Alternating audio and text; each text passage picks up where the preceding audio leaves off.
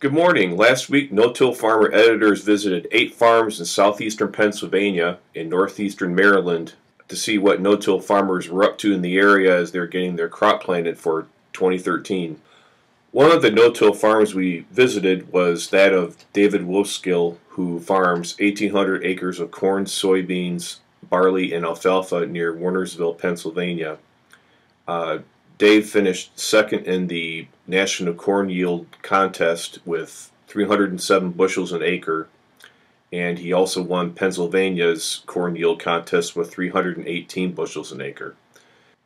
We'll share more later about he reached the 300 bushel per acre goal, but some of the tools that he used included dairy manure, variable rate seeding, in-furrow applications of insecticides, and impregnating seed corn with Stoller USA's Bioforge, and that's a patented formulation of diformal urea.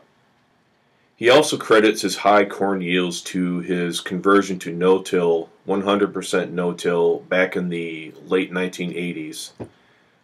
He says it's boosted his soil organic matter levels to 5 to 6%, up from 3%, and his CEC levels in some fields are as high as 18.5. Dave had this to say about the early challenges of switching to no-till. Nothing stays the same forever. I think we started looking at, well, when we got into no-tilling, it was pretty much we were on our own, back then. You didn't have the support behind us that we have now with the technology and the equipment companies and all that stuff. So for us, we're looking at it, okay, let's give this a shot and see if this works, see if this is better. At that point, like I said, we didn't have the research to back up what we were doing, but it was trial and error at the beginning. So we figured out what we were doing wrong and what we were doing right. Some places look like you stuck some corn down a shotgun barrel and pulled the trigger, Okay, now you got to figure out what did we do wrong. And you want to know what the biggest challenge is? Getting rid of that mindset that you don't have to till your ground. Getting over that. That's the biggest thing. And for some people, they still can't get over it. It's the mindset that you got to change.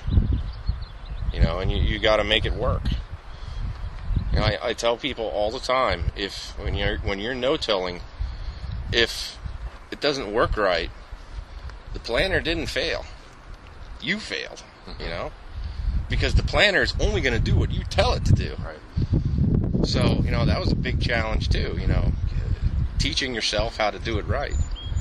Because the equipment's only as good as the person setting it up. I tell people, I go to meetings, I give talks, and one thing I always relate to them, someone will come up to me and say to me,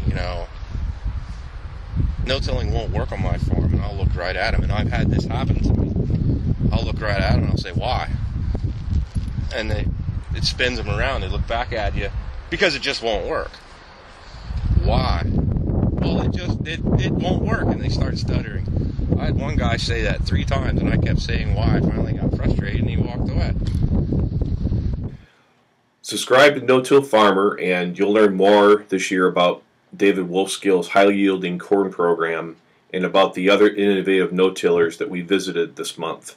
Thank you, and make it a great day.